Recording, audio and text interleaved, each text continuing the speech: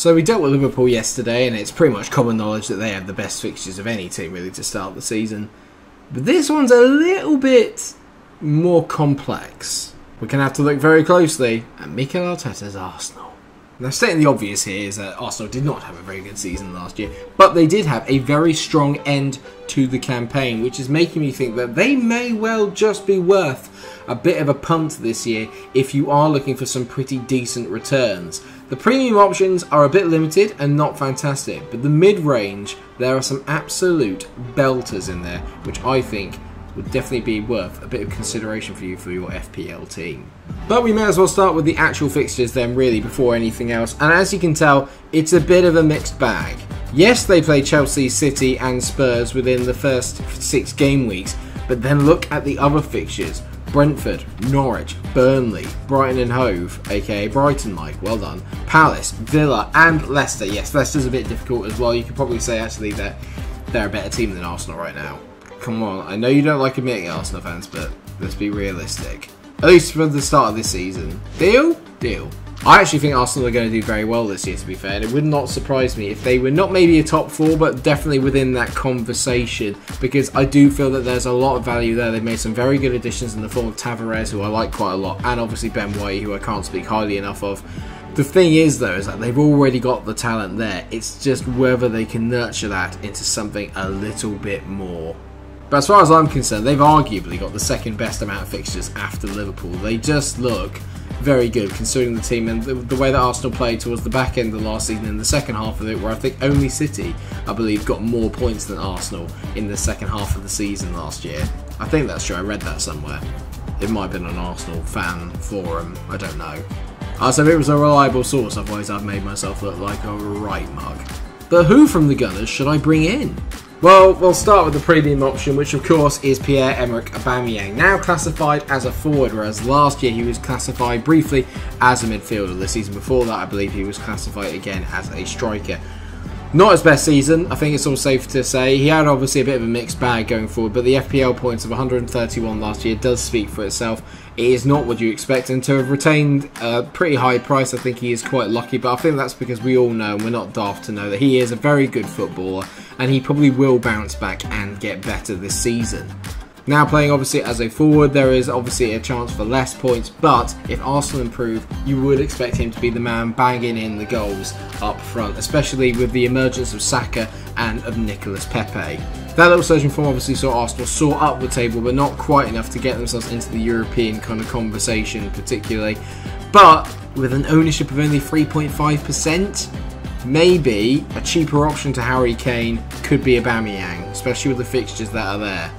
I mentioned him earlier in the video, but Ben White as well represents brilliant value into the Arsenal backline. In my first draft video, I mentioned obviously Rob Holding, but now knowing that Ben White is there, he will obviously become their first team defender, I'd have to say. He's probably taking the place of Holding. Even if they do play a 3 at the back, White will probably play every minute of every game, I would imagine. Owned by under 12% at time of recording, he offers a very decent differential, but expect that to skyrocket at a modest price of £4.5 million into a pretty decent team's backline, and I do expect Arsenal to be a little bit more secure at the back this season.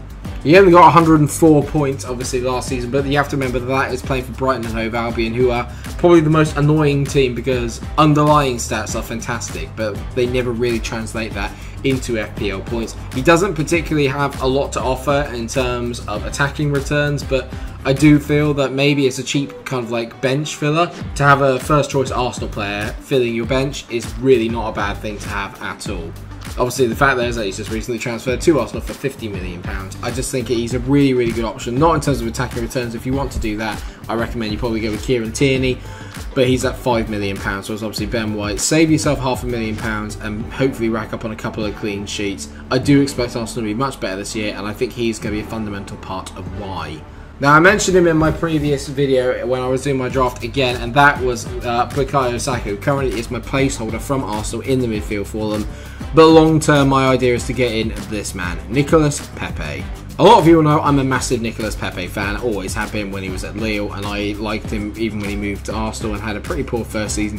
I had a feeling he would become good, and there were signs towards the tail end of last year that this man was about to hit the form that got him the move to the Emirates. He is only valued at £7.5 million, which is a brilliant value for what I think you could possibly get out of this man. He's also an insanely good alternative option, owned by less than 4% of players at time of recording. He got 114 points last year, but consider this. In the last 4 games of last season, he scored 5 goals and actually got 10 goals in 16 starts. That is not a bad ratio by any stretch of the imagination, and because Arteta seemed to have fell across a pretty decent formation and a very happy Nicolas Pepe come the end of last season, I do believe that he is about to absolutely catch flames this year. Along with Emi Buendia, he is my tip for best value for money in the game. I really believe that Nicolas Pepe is going to have an absolutely barnstorming season, and I will certainly have him in my starting 15 come the beginning of the season. I know this is all going to blow up in my face. I can tell he's probably going to let me down because I thought he was going to do really well when he first got there, but I just think for £7.5 million it is definitely worth a punt. And you know what? He can score against anybody as well. It doesn't matter what day or who he's playing against. He has the ability to turn games on his head. And maybe it's dumb of me to put a bit of faith in Arsenal, but I just feel like the fixtures are good, and he was in such good form towards the end of last year. He's had a summer to go away, get himself fit and fresh and firing. I just fancy him to be really good. Just got a feeling. And that is it, obviously, for today's episode. Nice and short and sweet these are going to be, but I really hope that you found them useful. If there are any other players you think you could get from Arsenal in there, like Bukayo Saka, who's obviously valued at £6.5 million, then do let me know down in the comment section. Let me know how you think Arsenal are actually going to get on this season. I think they're going to do quite well. I'm predicting probably around about a 5th place finish. I think they'll actually be very, very closer to the top 4 than they have been before. Trust the process. Don't get angry at me, Arsenal fans, alright?